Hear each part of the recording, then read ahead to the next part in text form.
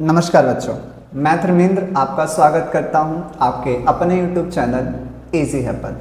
बच्चों, आज के इस पर्टिकुलर वीडियो के अंदर मैं आपके साथ मिलकर डिस्कस कर रहा हूं क्लास 12th एनसीईआरटी मैथमेटिक्स का एक बहुत ही खूबसूरत सा और इम्पोर्टेंट चैप्टर जो आपके एग्जाम पॉइंट ऑफ व्यू से बहुत ही ज़्यादा इम्पोर्टेंट है। और इस खूबसूरत से और प्यारे से चैप्टर का नाम है बच्चों इनवर्स ट्रिग्नोमेट्री फंक्शन। बच्चों, ये चैप्टर देखने में बहुत आसान है और एनसीईआरटी के हिसाब से तो इसका लेवल बिल्कुल ही लो लेवल का है, आप बहुत आराम से कर लोगे।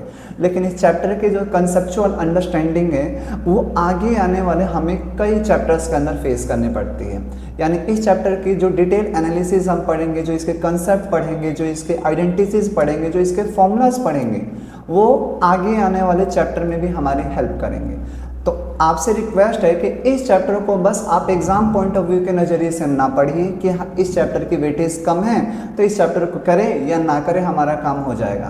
तो ऐसी कोई बात नहीं है, ये चैप्टर है कम वेटेज का, लेकिन इसके कंसेप्ट आगे बड़े बड़े चैप्टरों में काम आते हैं। तो इस खूबसूरत से चैप्टर को शुरू करते हैं बिना किसी देरी के साथ। तो उठाइए कॉपी और पेन और हो जाइए मेरे साथ तैयार। नाम क्या है इसका? Inverse trigonometry function. बच्चों, जैसा कि इसके नाम से आपको पता चल रहा हो कि आज के इस पर्टिकुलर लेक्चर के अंदर हम किसके बारे में डिस्कस करने वाले हैं? इनवर्स ट्रिग्नोमेट्री फंक्शंस के बारे में। किसके बारे में बच्चों? Inverse trigonometry function. अब से हम इसको शॉर्ट में बोलेंगे ITF। क्या बोलेंगे बच्चों? ITF। I for inverse, T for trigonometry, F for function. ITF function. कोई दिक्कत? अब यहाँ पर बच्चों जो आपको शब्द दिखाई दे रहा होगा इनवर्स ट्रिग्नोमेट्री फंक्शन में, ये जिसे मैं सर्कल कर रहा हूँ, क्या नाम लिखा है इसका? Trigonometry function. क्या लिखा है बच्चों? Trigonometry function. और मैं उम्मीद करता हूँ कि क्लास 12th में पढ़ रहे मेरे प्यारे प्यारे और सुंदर से बच्चे ट्रिग्नोमेट्री फंक्शन के बारे में बहुत अच्छी जानकारी लेकर रखे होंगे आप, हाँ या ना? आपने क्लास 11th में भी पढ़ा है और क्लास 10th में भी पढ़ा है, तो आपको ये तो पता ही होगा ट्रिग्नोमेट्री फंक्शन क्या है और कैसे काम करता है। आज हमें पढ़ना है इनवर्स। तो क्यों ना मैं आपके लिए एक क्वेश्चन राइज करूं कि सर इनवर्स ट्रिग्नोमेट्री फंक्शन क्या होता है। उससे पहले आप मेरे एक सवाल का आंसर दे दो कि सर इनवर्स फंक्शन क्या होता है। अगर आप सभी मुझे इनवर्स फंक्शन के बारे में बता देंगे तो मैं पक्का श्योर करता हूं कि मैं आपको बड़ी आसानी से इनवर्स ट्रिग्नोमेट्री फंक्शन के बारे में बता दूंगा। क्या पूछा मैंने? मेरा क्वेश्चन क्या है कि what is inverse trigonometry function. What is inverse trigonometry function. Sorry, what is inverse function, माफ करना बच्चों, व्हाट इज इनवर्स फंक्शन। आप अगर इस छोटे से क्वेश्चन का आंसर दे दें तो मैं पक्का आपको ITF के बारे में पढ़ा सकता हूं। तो क्या आप बता सकते हैं? अगर आपको पता है तो प्लीज़ मुझे कमेंट में अपना आंसर ज़रूर बताइएगा, ठीक है क्या? और अगर नहीं पता है तो वीडियो को एंड तक ज़रूर देखो। मैं उम्मीद करता हूं कि मैं आज आपको ये फंक्शन बहुत अच्छे से समझा दूंगा, ठीक है क्या? तो चलिए मैं इस सवाल का आंसर देता हूं और आपके कमेंट का वेट कर रहा हूं मैं कि व्हाट इज इनवर्स फंक्शन। बच्चों, हम इनवर्स फंक्शन किसे कहते हैं? ठीक है, अब any function is said to be any function is said to be an inverse function, an inverse function if the given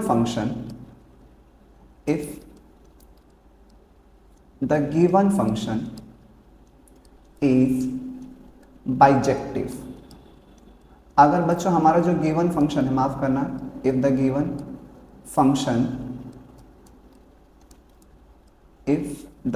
function is bijective, ठीक है? क्या लिखा मैंने कि किसी भी फंक्शन को, क्या कहा हमने? एनी फंक्शन, कोई भी फंक्शन हो, उसे इनवर्स फंक्शन कब कहा जा सकता है? जब वो गिवन फंक्शन क्या हो बच्चों? बाइजेक्टिव हो। क्या हो? बाइजेक्टिव हो। अब आपके मन में क्वेश्चन, सर अब ये बाइजेक्टिव शब्द क्या होता है? अभी बाइजेक्टिव शब्द क्या होता है? तो बच्चों बाइजेक्टिव शब्द दो शब्दों से मिलकर बना हुआ है। बाइजेक्टिव शब्द दो शब्दों से मिलकर बना हुआ है। कौन कौन से हैं वो दो शब्द? देखो फटाफट। बाइजेक्टिव फंक्शन, मैंने क्या लिखा? Bijective function. तो ये जो शब्द है बच्चों बाइजेक्टिव फंक्शन, ये दो शब्दों से मिलकर बना हुआ है, यानी दो फंक्शंस का सम है। एक वन वन फंक्शन, एक कौन सा बच्चों? वन वन फंक्शन, और एक है बच्चों ऑन टू फंक्शन। एक वन वन फंक्शन और एक हो गया बच्चों ऑन टू फंक्शन। क्या बोला मैंने? बाइजेक्टिव फंक्शन क्या होता है? एक ऐसा फंक्शन जो वन वन भी हो और जो बच्चों क्या हो? ऑन टू भी हो। दोबारा बोलेंगे, क्या बोला मैंने? बाइजेक्टिव फंक्शन क्या होता है? बाइजेक्टिव फंक्शन क्या होता है? एक ऐसा फंक्शन बच्चों जो वन वन भी हो और क्या हो? ऑन टू भी हो। उस फंक्शन को क्या बोलते हैं हम?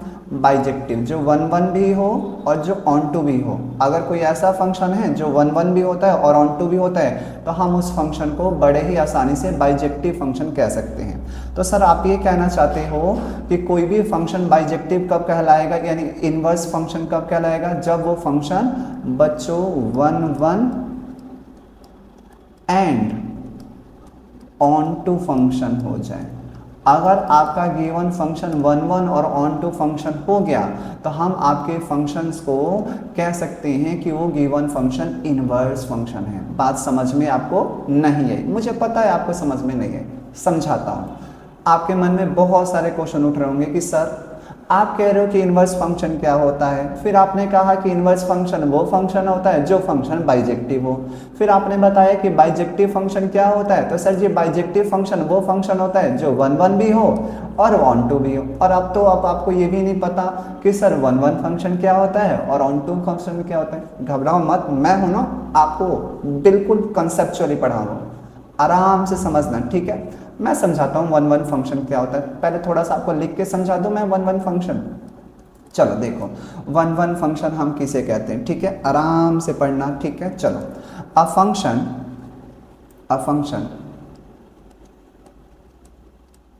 Function is said to be and one said to be one function if every element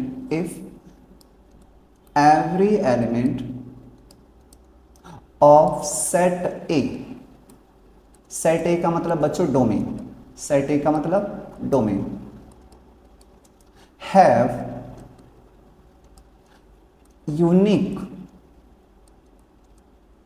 and distinct, unique and बच्चों distinct element, unique and distinct image in set B. Set B का मतलब बच्चों codomain. क्या लिखा मैंने? समझाता हूं, बहुत आराम से समझाता हूं, घबराना नहीं है बिल्कुल भी। हमने कहा कि एक फंक्शन को वन वन फंक्शन कब कहेंगे? हमने कहा कोई भी फंक्शन वन वन फंक्शन कब होता है? कहता है if every element of set A, set ए के जितने भी एलिमेंट हैं उनका सेट बी के अंदर कैसा होना चाहिए भैया? यूनिक और डिस्टिंक्ट इमेज होनी चाहिए। मतलब समझाता हूं आपको एक एग्जांपल से, बहुत ही प्यारा सा एग्जांपल देखना। लेट सपोज करिए बच्चों कि यहां पर हमने एक सेट लिया है, सेट ए, और यहां पर हम लोग लिख दिए 1 2 3 4, और एक सेट है बच्चों इधर बी, और मैंने इसके कुछ एलिमेंट इधर लिखे हैं बच्चों। क्या चीज़?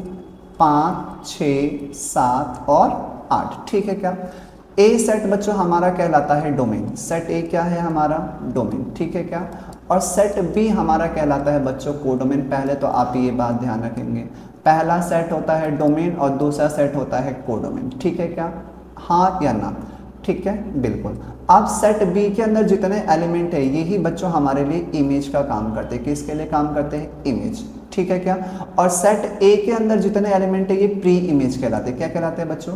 Pre image. तो इधर वाले एलिमेंट को हम क्या कहते हैं बताओ मुझे फटाफट? Pre image. क्या कहते हैं? Pre image. तो कभी कभी मैं ये शब्द यूज करूंगा तो आप कंफ्यूज मत हो जाना। और इधर वाले एलिमेंट्स को क्या कहते हैं बच्चों? इमेज। ओके है क्या? हाँ या ना? तो क्या एक का पेयर बना है बच्चों किसके साथ? 5 के साथ। 2 का पेयरिंग गया बच्चों 6 के साथ। 3 का पेयर गया बच्चों 7 के साथ। और 4 का पेयर गया बच्चों 8 के साथ। तो देखो सेट ए के अंदर जितने भी एलिमेंट थे, इस एक एक एलिमेंट के हमारे पास यूनिक और डिस्टिंक्ट अलग अलग क्या है? इमेज है। ऐसे ही सेट को हम कौन सा सेट कहते हैं? 1-1 फंक्शन। आप 1-1 फंक्शन को एक बात से और ध्यान रखो, छोटी सी बात में समझा दो आपको, है बच्चों? छोटी सी बात में समझा दो कि 1-1 फंक्शन क्या होता है, 1-1 फंक्शन क्या होता है, ताकि हमें जन्म जन्मांतर तक याद रहे। समझा दो 1-1 फंक्शन, बोलो मेरे साथ 1-1 फंक्शन। One element 1 image. बस एक एलिमेंट की एक इमेज हो, ऐसे फंक्शन को क्या बोलते हैं बच्चों? 1-1। क्या आपको बात समझ में आई? हाँ या ना? अच्छा सर जरा ये बताना एक बार, क्या ये सेट हमारा 1-1 फंक्शन है? बताओ तो जरा। 1 2 3 4 और ये है बी सेट। बताना, हाँ आप बताना, मैं देखना चाहता हूँ बता पा रहे हो या नहीं। 5 6 7। अब एक का रिलेशन तो 5 के साथ चला गया, ठीक है सर। 2 का बच्चों 6 के साथ, ओके है सर। 3 का बच्चों किसके साथ? 7 के साथ। तो क्या ये है? हम कहेंगे नहीं। क्यों क्यों क्यों? क्योंकि हमारे डोमेन का यानी सेट ए का एक एलिमेंट तो सिंगल रह गया, और सिंगल लोगों को तो बच्चों ऐसे कोई पूछता नहीं है। सही कह रहा हूं ना मैं? हाँ, हमारे डोमेन का एक एलिमेंट बच्चों एग्जॉस्ट हुआ ही नहीं है, यानी इसकी बॉन्डिंग, इसका पेयर किसी के साथ बना ही नहीं है। देखो तो। और आपने डेफिनेशन में क्या लिखा था कि सेट ए का हर एक एलिमेंट का इमेज होना चाहिए। कहां पर? सेट बी में। और यहां पर तो ये सिंगल रह गया। तो बच्चों अगर सिंगल रह गए हो तो आपका फंक्शन तो सेलिब्रेट नहीं होगा। बात आई समझ में? यानी ये हमारा 1-1 फंक्शन नहीं है। तो 1-1 फंक्शन हम आसान भाषा में समझे तो हमारे सेट ए के अंदर जितने एलिमेंट होंगे उन सब की इमेज होनी चाहिए सेट बी के अंदर। और गलती से कोई सिंगल छूट गया तो उसका फंक्शन वो 1-1 फंक्शन ही। बात आ रहा है समझ में? हाँ या ना? पक्का? ओके है क्या? एक बात और, बिल्कुल सर एक बात और। अब मान लो बच्चों यहाँ पे एक सेट और है ए, 1 2 3 4, देखना। हाँ, और ये 5 बी सेट के अंदर लेते हैं 5 6 7 8, ठीक है। मैंने एक का रिलेशन बच्चों 5 के साथ कर दिया, और एक का रिलेशन 6 के साथ, 2 का 7 के साथ, 3 का 8 के साथ, और यहाँ पे बच्चों मान लो 9 है, और 4 का किसके साथ है? 9 के साथ। तो क्या ये है? नहीं, ये भी नहीं है। क्यों नहीं है सर? यहाँ पे ये जो एक है ना, ये देखो 2-2 को हैंडल कर रहा है, 2-2 लोगों को संभाल रहा है। अरे भाई यहाँ पे किसी को एक नहीं मिल रहा, और यहाँ पे 2-2। गलत बात है कि नहीं है? ये भी नहीं है। एक एलिमेंट की 2 इमेज तो होनी नहीं चाहिए भैया, है ना? भारतीय कानून में इसके ऊपर बैन लगा हुआ है। एक आदमी 2-2 को कैसे संभाल सकता है? पॉसिबल ही नहीं है ऐसा। तो बात आ रही है ना बच्चों समझ में? बिल्कुल। तो ऐसा फंक्शन भी 1-1 नहीं होगा। तो 1-1 के लिए अब साफ और सीधी बात है, एक एलिमेंट एक इमेज, बात खत्म। उम्मीद करता हूं आप बहुत प्यार से समझ गए होंगे। सही कह रहा हूं क्या? अब बता दो ऑन टू फंक्शन क्या होता है? बता दो क्या? चलो सर ये भी बता दो सर। मजा आ रहा है? बिल्कुल सर, आओ ऑन टू फंक्शन बताता हूं। A function is set to be a onto function. एक फंक्शन को ऑन टू फंक्शन कहा जाएगा if every element of set B को किस नाम से जानते हैं? बताओ मुझे, बताओ। मैंने अभी आपको सिखाया सेट बी को किस नाम से जानते हैं? सर जी कोडोमेन के नाम से जानते हैं। सेट बी को क्या कहते हैं? कोडोमेन। क्या लिखा मैंने? If every element of set B यानी codomain have some pre image. अब प्री इमेज का तो मतलब समझ गए, और जो नहीं समझा वो समझ जाए भैया, सर ने अभी पढ़ाया है। प्री इमेज यानी domain, have some preimages in domain, कि डोमेन के अंदर उसकी कुछ ना कुछ भैया प्री इमेज होनी चाहिए। सर बात समझ में नहीं क्या कह दिया, वैसे भी सर आप इंग्लिश में लिख देते हो और इंग्लिश से हमारा दूर दूर से रिश्ता नहीं है। समझता हूँ आपकी परेशानी को मैं, आओ मैं समझाता हूँ, ठीक है। आपकी परेशानियों को दूर करने के लिए तो आए हैं हम। देखना, अब फंक्शन, किसी भी फंक्शन को ऑन टू फंक्शन कब कहा जाएगा, कहता है if every element of set B, set B के जितने भी एलिमेंट हैं उनका कुछ ना कुछ प्री इमेज होना चाहिए। कहां पर बच्चों, डोमेन के अंदर। डोमेन मतलब सेट ए के अंदर। कहां पे बच्चों, डोमेन मतलब सेट ए के अंदर। बात समझ में आई? नहीं आई, मुझे पता है आप नहीं समझे, मैं समझाता हूँ ना आपको एग्जाम्पल के थ्रू। देखना, बहुत प्यार से समझेंगे इसको, ठीक है। छोटी सी बात है, आपको समझ में नहीं आएगी, देखो कैसे नहीं आएगी, देखते हैं हम भी। चलो एग्जाम्पल देखते हैं। एग्जाम्पल नंबर फर्स्ट, बच्चों यहाँ पे एक सेट है ए, 1 2 3, ठीक है क्या, और यहाँ पे एक सेट ले लेते हैं बी। अब ये है बच्चों 4 5 6 7, तो क्या कहता है, एक का पेयरिंग गया बच्चों 4 के साथ, ओके है सर। 2 का गया बच्चों किसके साथ, माफ करना माफ करना माफ करना, ओ ठीक है।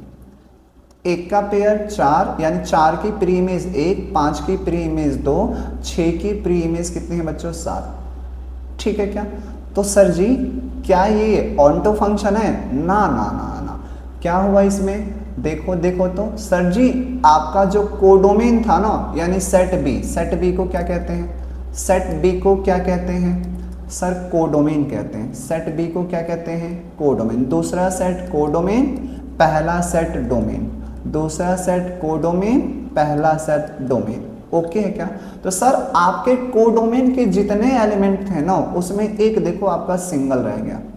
ओहो हो सर, ऑन्टो फंक्शन के लिए ना कोडोमेन में कोई सिंगल नहीं रहना चाहिए, तो इसका मतलब सर जी ये फंक्शन तो ऑन्टो नहीं है। अच्छा दूसरा भी देखो, एग्जाम्पल नंबर 2 देखते हैं क्या है इसमें। एग्जाम्पल नंबर 2, आओ फटाफट। ये है बच्चों सेट ए, 1 2 3 4, और यहाँ पे लिखते हैं set B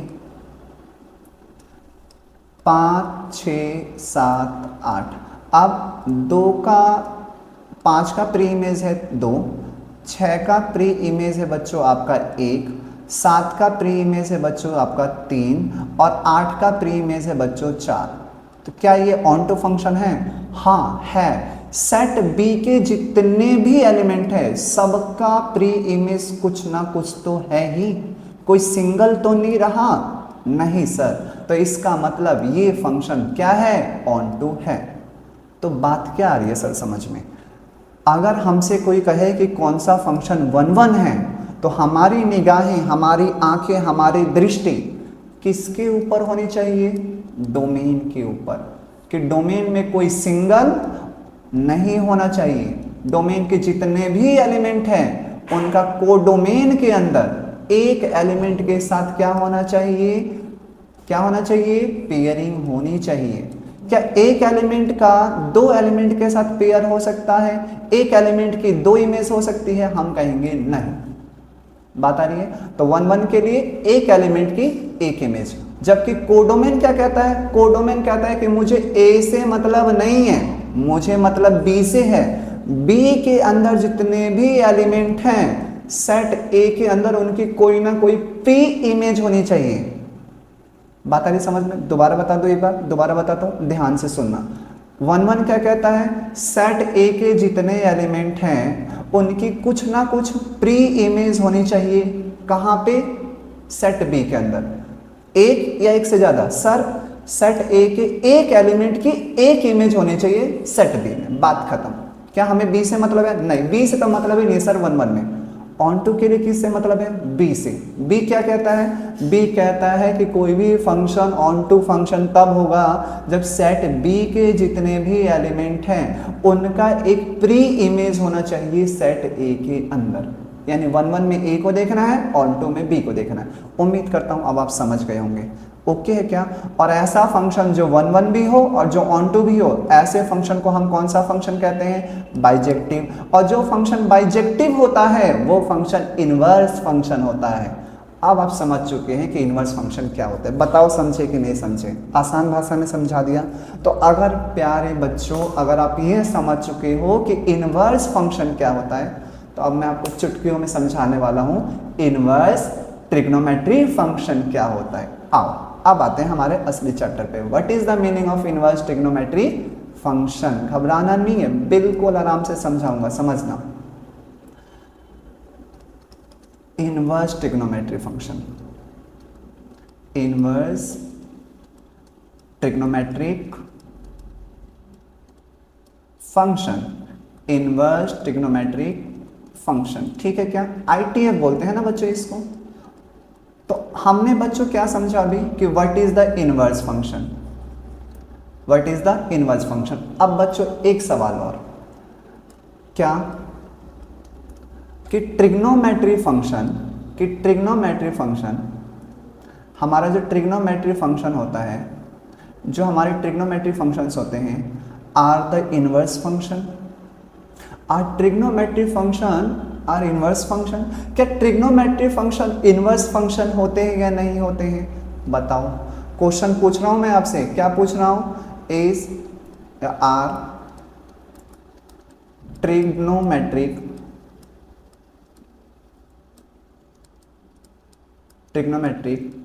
functions, trigonometry functions are invertible? क्या ये इन्वर्टिबल है? इन्वर्टिबल का मतलब क्या इनका इनवर्स एग्जिस्ट करता है? Question mark. बताओ क्या हमारे ट्रिग्नोमेट्री फंक्शन इन्वर्टिबल है या नहीं है? तो सर कोई भी फंक्शन इन्वर्टिबल कब कहलाएगा? जब वो क्या हो जाए बच्चों? बाइजेक्टिव हो जाए। सही कह रहा हूं ना मैं? अगर हमारा गिवन फंक्शन बाइजेक्टिव हो जाएगा तो हम कहेंगे वो फंक्शन क्या है? इन्वर्टिबल यानी इनवर्स है। और बाइजेक्टिव होने की शर्त अभी बताई मैंने, बताओ जल्दी से। सर वो 1 1 भी फंक्शन होना चाहिए, 1 1 फंक्शन भी होना चाहिए, और साथ के साथ क्या होना चाहिए बच्चों? ऑन टू फंक्शन भी होना चाहिए। हाँ या ना बोल दो, बोलो बोलो, अरे बोल तो दो। हाँ सर बिल्कुल सही बात है। तो आओ चेक करते हैं, एक ट्रिग्नोमेट्री फंक्शंस को उठा लेते हैं। मैं एक फंक्शन उठा रहा हूँ एग्जाम्पल के लिए, साइन एक्स। हमारे पास एक फंक्शन है F X, F X equals to sine X, ये हमारा फंक्शन है। तो मैंने पूछा क्या ये साइन एक्स जो ट्रिग्नोमेट्री फंक्शन है इज इन्वर्टिबल? Is invertible? क्या ये इन्वर्टिबल है? यानी इसका इनवर्स एग्जिस्ट करता भी है या नहीं करता है?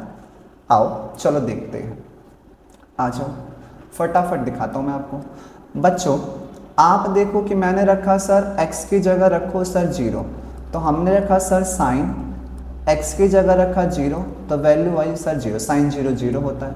मैंने x की जगह रखा प्यारे बच्चों पाई, तो मैंने यहाँ पे रखा साइन पाई, साइन पाई की वैल्यू भी क्या होती है बच्चों 0।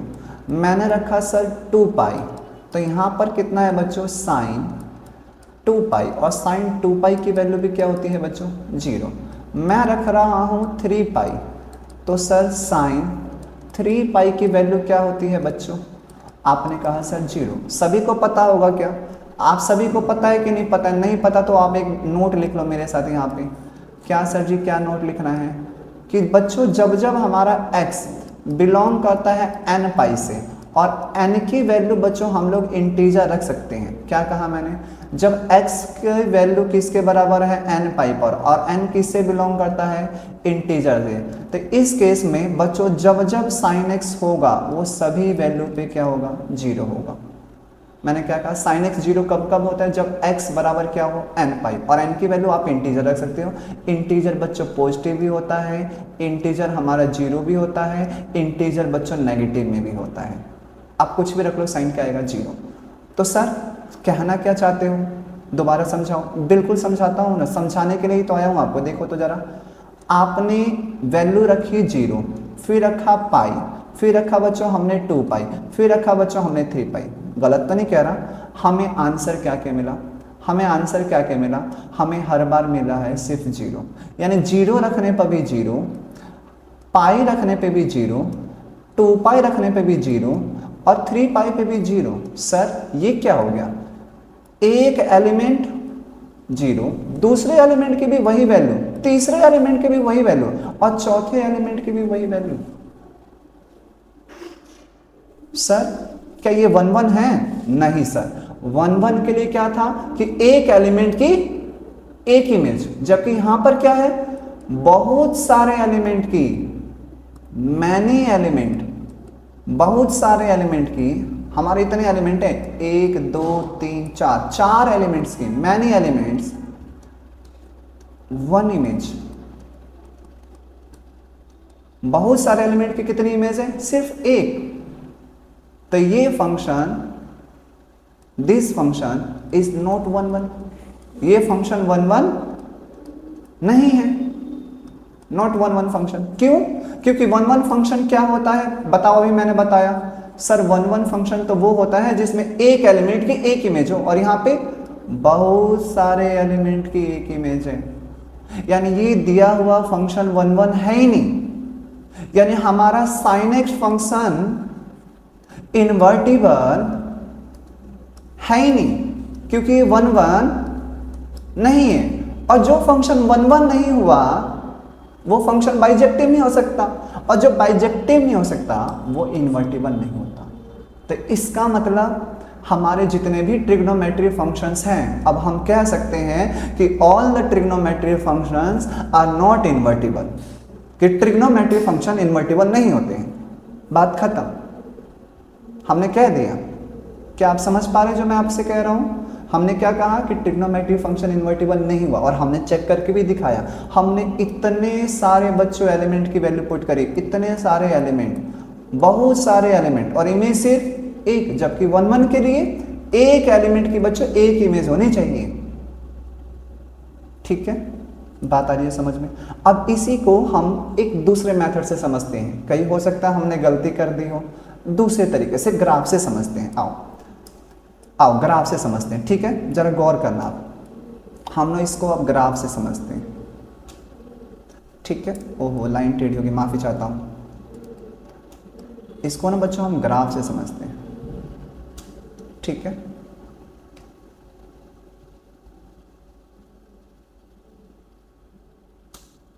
आ जाओ समझना आप। ठीक है, यहां पे क्या करते हैं बच्चों, हमने लिया ये x डैश, यहाँ पे है बच्चों x, ये होता है बच्चों आपका y, और यहाँ पर आता है बच्चों आपका y डैश। कोई भी दिक्कत तो नहीं है, चलो फटाफट वैल्यू पुट करते हैं। ये होता है बच्चों हमारा 0, ठीक है क्या? यहाँ पर आया बच्चों हमारा पाई, और यहाँ पर आया बच्चों हमारा 2 पाई। ठीक है, इसको थोड़ा सा ना हम और बढ़ाते हैं बच्चों, इस लाइन को थोड़ा सा हम और इंक्रीज कर देते हैं, और यहाँ पे लिख देते हैं बच्चों 3 पाई। कोई भी दिक्कत तो नहीं। ऐसे ही बच्चों यहाँ पर हमने लिखा माइनस में पाई, यहाँ पे लिखा बच्चों हमने माइनस में 2 पाई, और फिर थोड़ा सा इसको इंक्रीज करा हमने, थोड़ा सा इसकी वैल्यू को इंक्रीज कर दिया, लाइन को इंक्रीज कर दिया, और यहाँ पे लिखा बच्चों हमने माइनस में 3 पाई। आप समझना जो मैं आपको समझा रहा हूँ।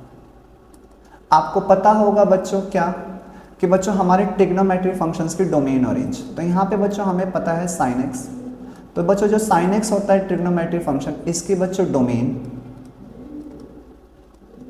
और बच्चों इसकी रेंज।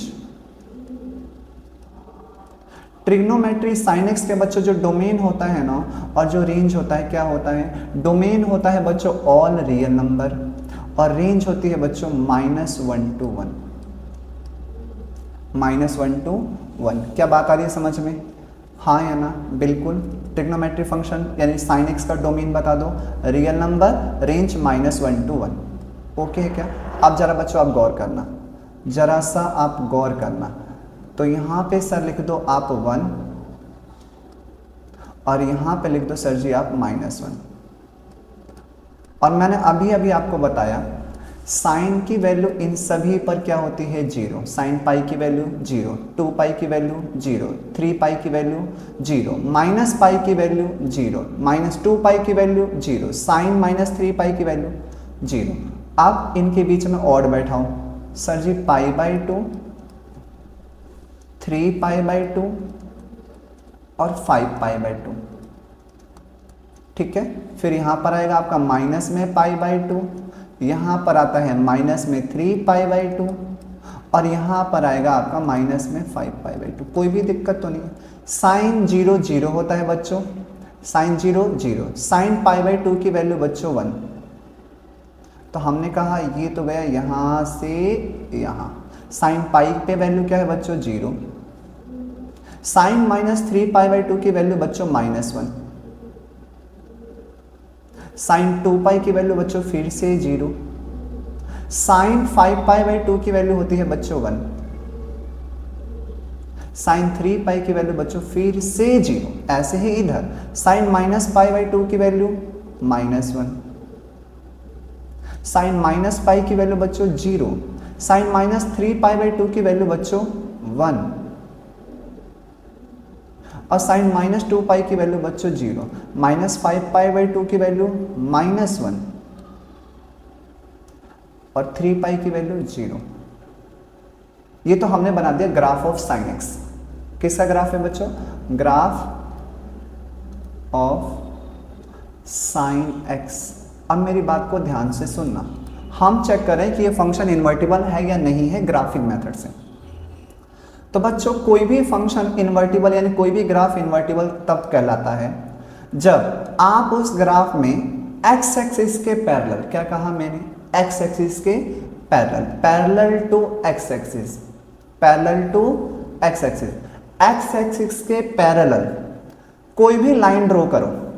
एक्स एक्सिस के पैरेलल एक हॉरिजॉन्टल लाइन ड्रॉ करनी है और अगर वो लाइन जो एक्स एक्सिस के पैरेलल है अगर ग्राफ को 2 या 2 से ज्यादा पॉइंट पर इंटरसेक्ट यानी काटती है तो हम कहते हैं वो फंक्शन 1 1 नहीं होता। तो जरा सर आप ड्रॉ करके दिखाओगे क्या? मैंने कहा बिल्कुल, देखो मैं एक्स एक्सिस के पैरेलल एक लाइन ड्रॉ कर रहा हूं, ड्रॉ कर दिया मैंने, आपको दिखाई दे रही है लाइन, एक्स एक्सिस के पैरेलल मैंने एक लाइन ड्रॉ करी। अब ये लाइन देखो इस ग्राफ को कितने पॉइंट पे काटी, 1 पॉइंट, 2 पॉइंट, फिर यहां पे देखो 1 पॉइंट, 2 पॉइंट, फिर यहां पे देखो 1 पॉइंट, 2 पॉइंट। बात आ रही है समझ में क्या कह रहा हूं मैं ये कह रहा हूं कि कोई भी ग्राफ बनाओ और एक्स एक्सिस के पैरेलल कोई लाइन ड्रॉ करो, अगर वो हॉरिजॉन्टल लाइन जो आपने एक्स एक्सिस के पैरेलल ड्रॉ करी है अगर वो बनाए हुए ग्राफ को 2 या 2 से ज्यादा पॉइंट पर कट करें तो वो फंक्शन 1 1 नहीं होता। तो देखो तो इसने 1 पॉइंट यहां पर, 1 पॉइंट यहां पर, कितने पॉइंट पर कट करा, 2 पॉइंट पे कट करा, यानी ये फंक्शन तो 1 1 है ही नहीं, ये फंक्शन 1 1 है ही नहीं। क्यों? क्योंकि 1 पॉइंट यहां पे है, 1 पॉइंट यहां पे है। अब इसका मतलब थोड़ा और डिटेल में समझाऊं आपको, समझना। मैं इसके नीचे एक लाइन ड्रॉ कर रहा हूं, देखो यहां पे एक पॉइंट ले लिया मैंने, ये इस पॉइंट को मैंने लिखा बच्चों x1 और इस पॉइंट के पैरेलल भी मैंने एक लाइन ले ली नीचे और यहां पर ये पॉइंट है x2। तो बच्चों x1 और x2 के लिए मेरे फंक्शन की वैल्यू देखो क्या है, सेम, यानी x1 के लिए जो फंक्शन गया उसे मैंने बोला fx1 और fx2 के लिए यानी x2 पे जो वैल्यू निकली वो fx2। और जब देखने से पता चला कि fx1 बराबर है किसके, fx2 के, जबकि x1 की वैल्यू कुछ और है और x2 की वैल्यू कुछ और है। नहीं समझे, नहीं समझे, नहीं समझे, मुझे पता है आप नहीं समझे, मैं समझाता हूं आपको। मैं कह रहा हूं कि x1 एक अलग वैल्यू है, x2 एक अलग वैल्यू है, ठीक है, अलग अलग है, लेकिन x1 और x2 के लिए हमारा जो आंसर आ रहा है ना बच्चों, हमारा जो आंसर आ रहा है ये fx1 और fx2 ये दोनों तो बच्चों बराबर ही हैं। देखो तो ये दोनों तो बराबर ही हैं, यानी इन दोनों में कोई अंतर ही नहीं है। इसका मतलब कि x1 पे आंसर रखा तभी भी हमें fx1 ही मिला और x2 पे भी आंसर रख रहा हूं तभी भी मुझे यही मिल रहा है, सेम। तो यहां पे 2 एलिमेंट की एक इमेज, मतलब मैनी एलिमेंट, बहुत सारे एलिमेंट और इमेज सिर्फ एक। तो क्या ये 1 1 है? नहीं sir, this function is not 1 1, ये फंक्शन 1 1 तो बिल्कुल नहीं है, नॉट 1 1, ये 1 1 नहीं है। लिखेंगे हम, लिखेंगे नॉट 1 1। तो ग्राफिकल मेथड से हम 1 1 कैसे चेक कर, दोबारा बता दूं एक बार, कोई भी फंक्शन 1 1 कब नहीं होगा, या कब होता है, जब भी आप कोई ग्राफ ड्रॉ करो, उस ग्राफ पर एक्स एक्सिस के पैरेलल टू एक्स एक्सिस, बार बार बोल रहा हूं बच्चों ध्यान से, अगर आप लिख रहे हैं वीडियो के साथ तो नोट डाल के लिखिए, क्या एक्स एक्सिस के पैरेलल कोई लाइन ड्रॉ करने पर अगर वो ग्राफ को एक से ज्यादा पॉइंट पर इंटरसेक्ट करे तो वो फंक्शन 1 1 नहीं होता, बात खत्म।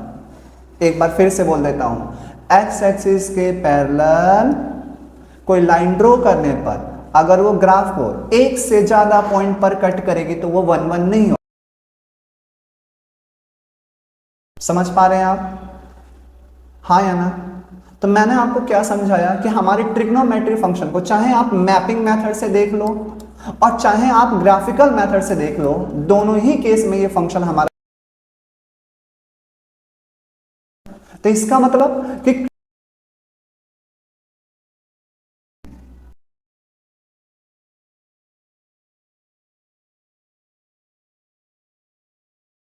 मैं बताऊं अब आपको, हाँ या ना बोल दो। मैं इसको कॉपी पेस्ट करता हूं, फिर मैं आपको दिखाता हूं इसका।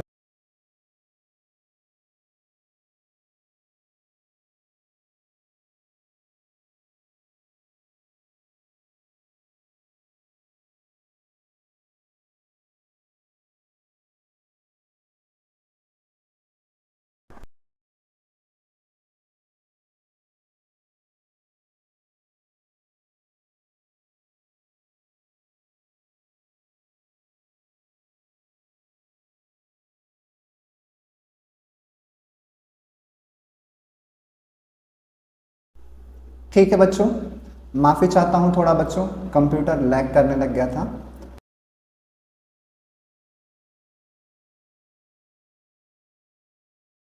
ठीक है, मैं कुछ कर रहा हूं, आप देखना, नोटिस करना थोड़ा सा, ठीक है बच्चों।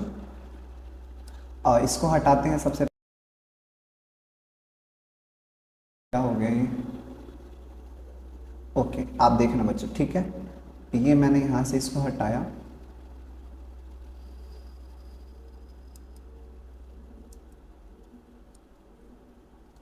ये गया, और मैंने क्या करा बच्चों, ये भी हटाया, यहाँ से हटाया हटाया हटाया, इन सबको मैंने यहाँ से हटा दिया, ये भी हटा दिया मैंने, ये भी हटाया मैंने, ये भी गायब हो गया, ये भी गायब करा हमने, ये सारा पोर्शन गायब कर दिया। ध्यान से देखो मैंने क्या करा है,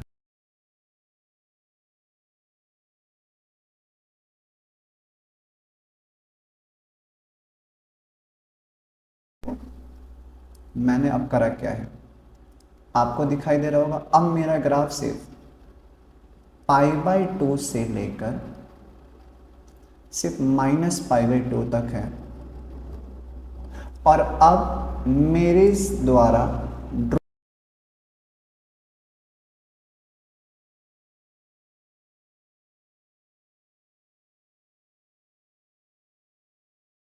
लाइन एक पॉइंट पर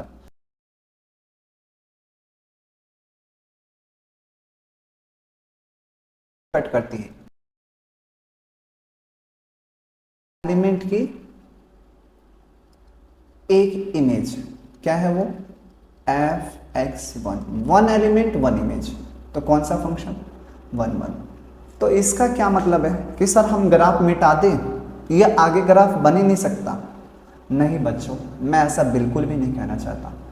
मैंने करा क्या है, आप देखो जरा गौर करो, तो मैंने आपको ना बच्चों यहाँ पे ना मैंने डोमेन लिखी है, मैंने डोमेन क्या लिखी है, देखो तो जरा सर, रियल नंबर, क्या लिखा है मैंने, ट्रिग्नोमेट्री फंक्शन की डोमेन, लेकिन इस डोमेन को मैंने क्या कर दिया, चेंज कर दिया, लिमिट लगा दी है मैंने बच्चों डोमेन पर, क्या लगा दी है मैंने, लिमिट, कहाँ से, अब ये शिफ्ट गई है बच्चों -π/2 से +π/2 तक। यानी जब हम ट्रिग्नोमेट्रिक फंक्शन की डोमेन को क्या कर दे रहे हैं बच्चों, रोक दे रहे हैं। क्या कर दे रहे हैं, रोक दे रहे हैं, तो हमारा फंक्शन इन्वर्टिबल कहला रहा है। बात समझ में आई क्या? क्या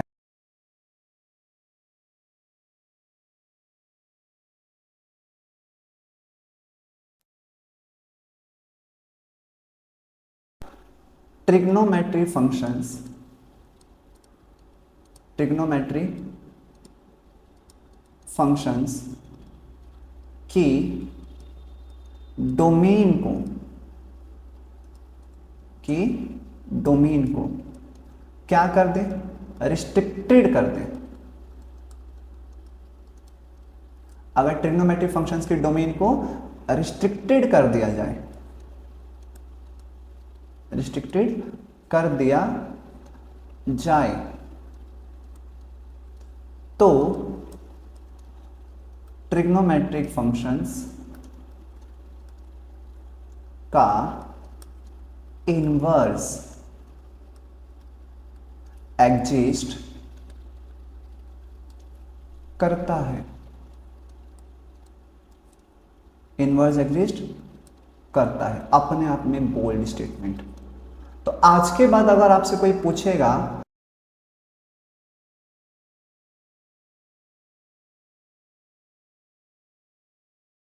कंवर्टिबल नहीं होते, हम क्या कहेंगे, हम क्या कहेंगे, हम कहेंगे trigonometric functions, trigonometric functions are not invertible. ये इन्वर्टिबल नहीं होते, नॉट इन्वर्टिबल। बट लेकिन अगर इनकी डोमेन को, अगर इनकी डोमेन को, और इसके बाद बच्चों आपको ये लाइन लिख लेनी है, ठीक है क्या, माफ करना, इसके बाद आपको ये लाइन लिख लेनी है। क्या कहा मैंने कि हमारे ट्रिग्नोमेट्री फंक्शंस इन्वर्टिबल नहीं होते हैं, लेकिन अगर उनकी अगर ट्रिग्नोमेट्री फंक्शंस की डोमेन को क्या कर दिया जाए, रिस्ट्रिक्टेड कर दिया जाए। किसको, डोमेन को। तो हम कहेंगे कि हमारे जो ट्रिग्नोमेट्री फंक्शंस हैं उनका इन्वर्स एग्जिस्ट करता है। इन्वर्स एग्जिस्ट करने का मतलब आर इन्वर्टिबल, वो इन्वर्टिबल हैं। अब हमें बात समझ में आई कि हमारे ट्रिग्नोमेट्रिक फंक्शंस क्या होते हैं, इन्वर्स यानी इन्वर्टिबल नहीं होते हैं। लेकिन अगर हम उनकी डोमेन को बच्चों क्या कर देते हैं, रिस्ट्रिक्ट कर देते हैं, बाउंडेशन लगा देते हैं, ऐसे यानी रोक देते हैं, तो फंक्शन हमारा इन्वर्टिबल हो जाता है। उम्मीद करता हूं इस छोटे से कंसेप्ट को आप बहुत अच्छे से समझ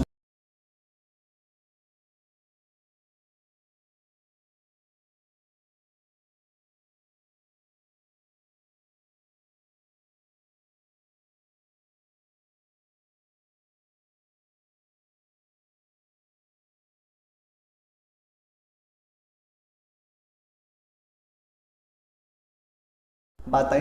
तो ये